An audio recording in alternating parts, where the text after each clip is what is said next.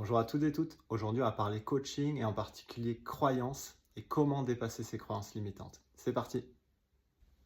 Avant d'aborder la dimension du recadrage, il est important de décliner deux compétences qui sont complémentaires en coaching. D'une part, l'écoute multiniveau qui vous permet de cerner les contours de la demande de votre client et d'autre part, la reformulation qui vous permet de vérifier votre compréhension des fonctionnements internes du coaché, de ses représentations afin d'ajuster avec précision votre intervention.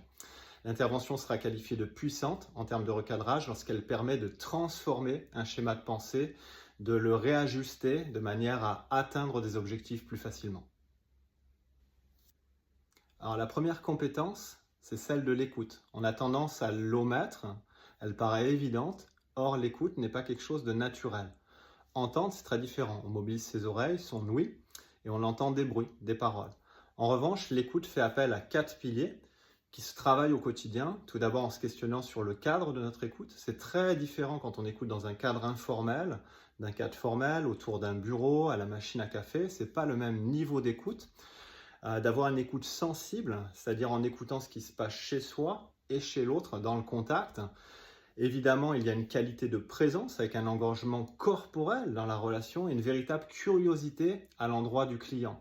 C'est-à-dire éviter de projeter ses propres représentations et s'interroger de manière candide à son endroit sur ce qu'il vit, ce qu'il ressent, la manière dont il pense. Ainsi, finalement, c'est partir à la rencontre du territoire de l'autre. C'est ça l'écoute véritable. Alors, il existe 3 niveaux d'écoute. Le premier, c'est l'écoute des mots prononcés par le client, ce qu'il dit, le style de langage, les symboles, les métaphores qu'il utilise. Le deuxième niveau va se porter sur son attitude non verbale, sur sa gestuelle, sur son paraverbal, c'est-à-dire ce qui accompagne les mots, l'intonalité, le débit, est-ce que c'est aigu ou est-ce que c'est grave. Et le troisième niveau est une écoute plutôt focalisée vers l'intérieur, c'est quand j'écoute mon client, qu'est-ce que je ressens, qu'est-ce que j'éprouve, à la fois avec des émotions et des sensations. Il y a donc un niveau d'écoute interne et un niveau d'écoute externe au contact de votre client. Alors, la deuxième compétence, qui est très complémentaire à celle de l'écoute, c'est la reformulation.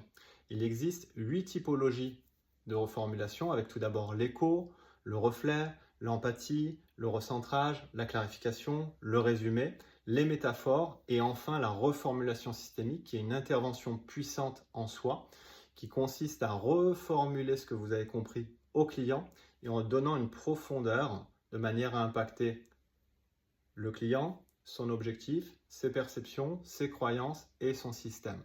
Si vous souhaitez en savoir plus, je vous invite à lire mon ouvrage sur les interventions puissantes. Maintenant, accédons à la technique du recadrage. Alors, le recadrage est une intervention puissante qui permet de transformer les représentations mentales de votre client, ses schémas de pensée et ses comportements. Il y a 2 typologies de recadrage. D'une part, les recadrages de contexte et d'autre part, les recadrages de sens. Alors, le recadrage de contexte concerne une généralisation quand votre client oublie un comparatif. Aussi, il évoque par exemple « je suis trop » ou « ils sont pas assez ». Mais il oublie de dire par rapport à quoi. L'enjeu ici, ça va être de vous demander dans quel contexte ce comportement ou ce mode de pensée serait approprié.